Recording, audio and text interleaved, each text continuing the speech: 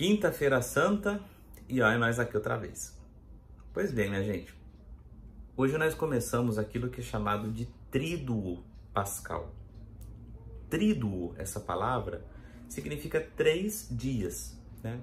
3 dias em que nós iremos nos dedicar, quinta, sexta e sábado, né? Portanto, nos dedicar a mergulhar no mistério da Páscoa do Senhor. Esses são os 3 dias mais importantes do ano para nós que somos cristãos católicos. Então vamos procurar valorizar, né, essa ocasião para realmente nos aproximarmos mais da pessoa de Jesus Cristo. Hoje, Quinta-feira Santa, nós ouviremos o Evangelho de São João, capítulo 13. Anteriormente, no ano passado, né, eu gravei um vídeo maior, foi um vídeo de estudo, falando dos 3 dias, né, do Tríduo Pascal. São vídeos bem longos, né, com mais de 1 hora, inclusive. Então, se você tiver tempo e quiser aprofundar, eu vou deixar o link aqui em cima. E também, se você está no celular, você não vai ver o link aqui, né? Então, você vê aqui na descrição do vídeo, para você, caso queira, aprofundar mais esse tema lá, tá bom? Vamos ao Evangelho. Primeira coisa que chama atenção. Quinta-feira Santa, na nossa cabeça, é o dia da instituição da Eucaristia, né? E aí a gente olha para o Evangelho de hoje, não está falando da instituição da Eucaristia. O que eu quero dizer com isso? Se a gente for ver os 3 outros evangelhos que estão na Bíblia, Evangelho segundo Mateus, segundo Marcos, segundo Lucas, quando vão falar da última ceia, todos os 3 falam que Jesus tomou o pão em suas mãos, deu graças, o partiu e deu aos seus discípulos, dizendo, esse é meu corpo, fez o mesmo com o cálice. Essa narrativa é que eu estou chamando de instituição da Eucaristia, que seria, vamos dizer assim, o começo da missa na história, né? João não faz isso. E o Evangelho de hoje não traz isso. A gente vai ouvir isso na segunda leitura. Paulo vai falar sobre isso, né? Mas que gozado, por que no dia da instituição da Eucaristia a gente não ouve um Evangelho falando sobre isso? E mais curioso ainda é por que João não falou sobre isso? Né? Veja bem, João é o evangelista que talvez tenha sido mais eucarístico de todos. Se você pegar o capítulo 6 do evangelho dele, Jesus fala sobre o pão da vida longamente. Nenhum outro evangelista fez isso. Aí alguém, vamos imaginar uma situação meio doida. Ah, João esqueceu. Conversa, como é que pode ter esquecido, gente? O homem escreveu no evangelho dele, são 5 capítulos inteiros. 13, 14, 15, 16 e 17. 5 capítulos falando da última ceia. Dizer que o homem esqueceu? Não, né? Então, se ele não esqueceu, por que ele não narrou a instituição da ceia? João foi, dos evangelhos que a gente tem na Bíblia, foi o último a ser escrito, né? De maneira que as comunidades, para quem João escreveu, já conheciam Jesus.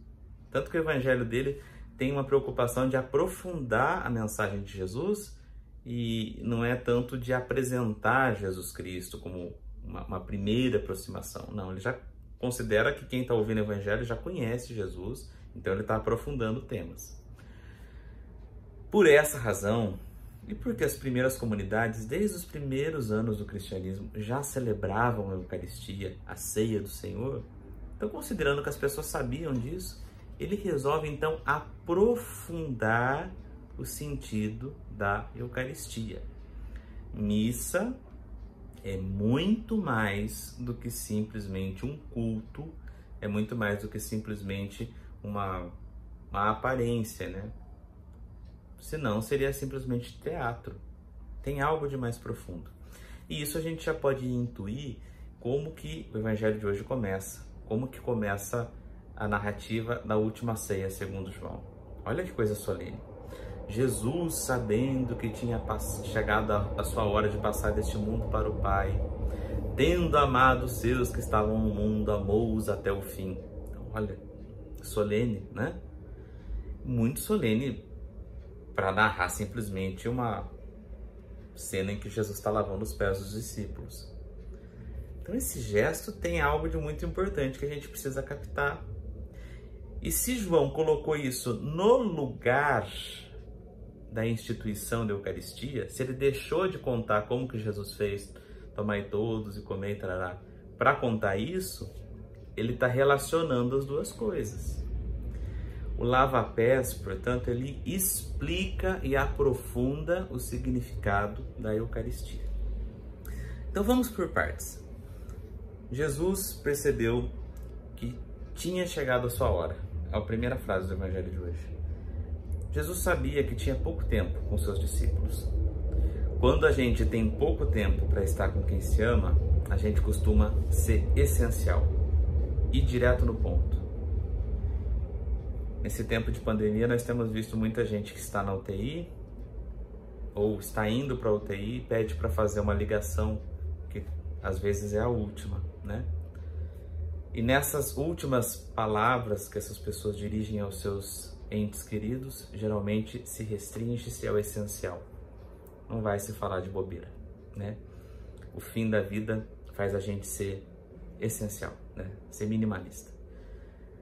Da mesma forma também como um professor que quando vai chegando a prova resolve fazer uma revisão na última aula antes da prova para mostrar para os alunos o que é essencial e o que não pode ser esquecido, Jesus faz isso na última ceia. Ali ele mostra que não pode ser esquecido de jeito nenhum pelos seus discípulos. E ele quis fazer isso de uma maneira que impactasse de tal maneira os seus discípulos que eles nunca mais viessem a esquecer daquilo que é o mais importante. Então, Jesus, tendo chegado a sua hora, o Evangelho diz que amou-os até o fim. Essa frase, até o fim, amou até o fim, tem um significado que nos liga ao Antigo Testamento. Em Deuteronômio 31, se eu não estou enganado, que é o final do livro do Deuteronômio,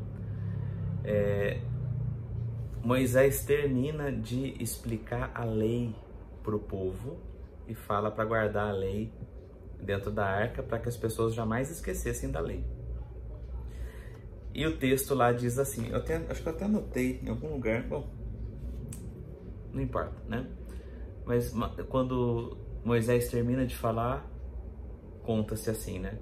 Que Moisés terminou de escrever a lei até o fim. Repare que é bem parecido com o que o Evangelho de hoje fala. Só que a lei de Cristo não é a mesma lei de Moisés. A lei de Cristo é o amor. Então, como Moisés encerrou o seu ensinamento e pediu para colocar a lei na arca para que o povo não esquecesse, Jesus mostra o que é amar até o fim e pede para que os discípulos coloquem na arca do seu próprio coração para que jamais esqueçam que a única lei é a lei do amor. E João vai insistir muito nisso durante a narrativa da última ceia, que nós ouviremos ainda em outra ocasião. Pois bem, após isso, o Evangelho conta que Jesus tirou as vestes. A nossa tradição litúrgica diz que, a tradução litúrgica fala que ele tirou o manto, mas não é bem isso que o texto está querendo dizer em grego. Em grego está imátia, né? Jesus não tirou só o que estava por cima, ele tirou a túnica. Nossa, Fernando, que coisa esquisita, Jesus ficou de tanga então? Sim, e sabe por quê? É importante saber disso. Poucas obras de arte retratam essa cena dessa maneira. Na verdade, eu conheço só um pintor que fez isso. Jesus apenas com a roupa de baixo, né?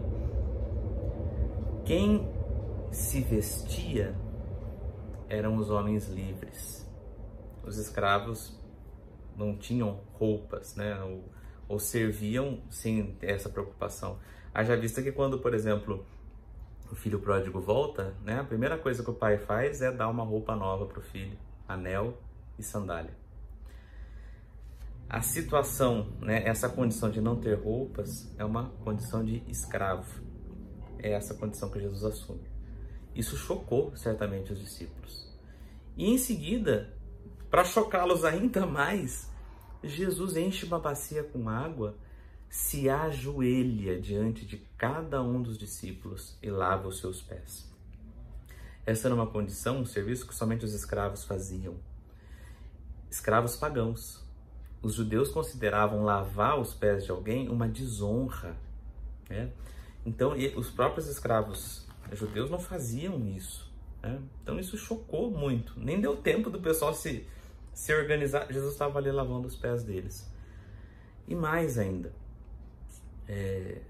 a comunidade de João já tinha claro que Jesus não era simplesmente um homem importante, um profeta. Não, eles criam que Jesus é Deus. Aquele moço com quem eles conviveram, como o próprio João fala depois na carta dele, que eles tocaram, que ouviram com os ouvidos, que viram com os olhos, era Deus encarnado. Que choque então para a comunidade ver Deus se ajoelhando na frente da humanidade, dos seres humanos. Pois é, alguns versículos atrás nós vimos na entrada em Jerusalém que queriam fazer Jesus rei. E, no entanto, agora esse que queriam fazer rei está ajoelhado diante dos outros, servindo-os como se fosse um escravo.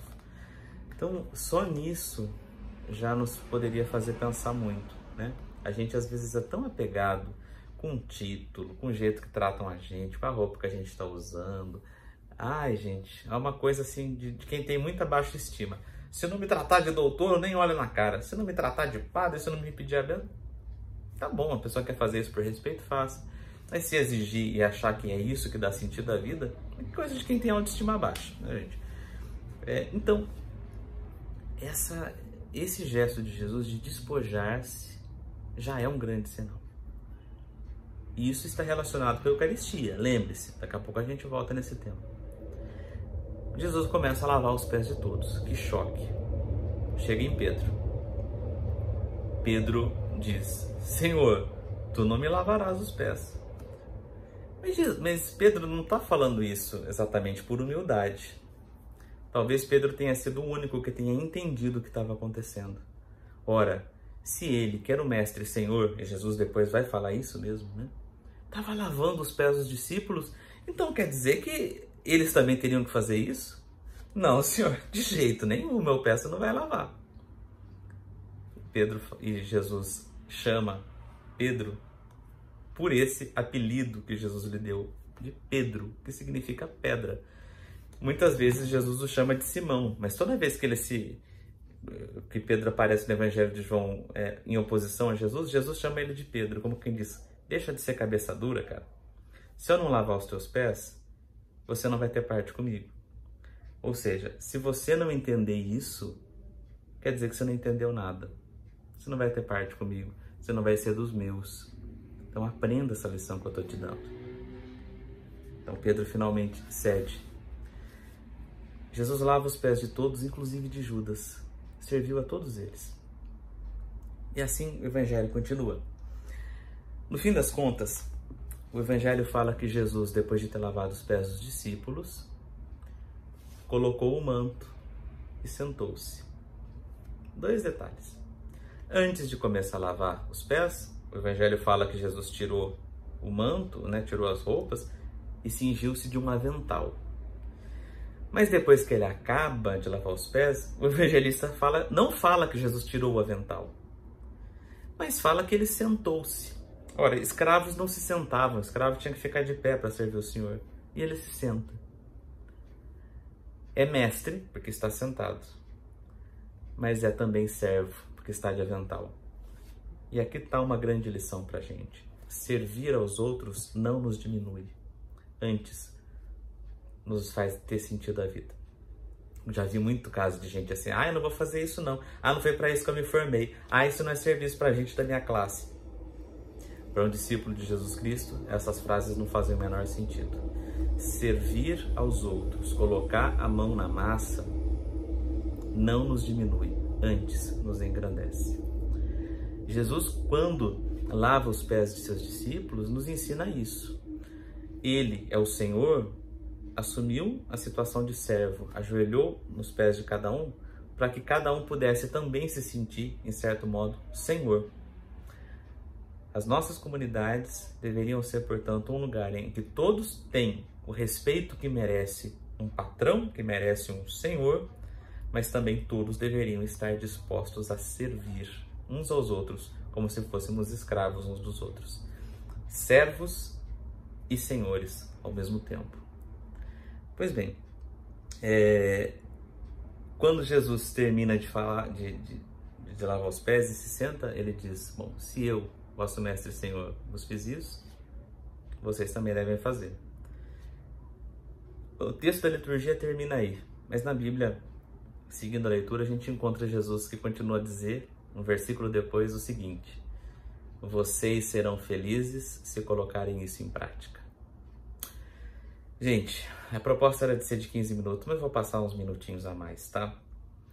Aqui está a chave de leitura. Eu disse que esse gesto de Jesus nos explica a Eucaristia, aprofunda o sentido da Eucaristia. Ir à missa não é simplesmente um compromisso que a gente vai lá para agradar a Deus.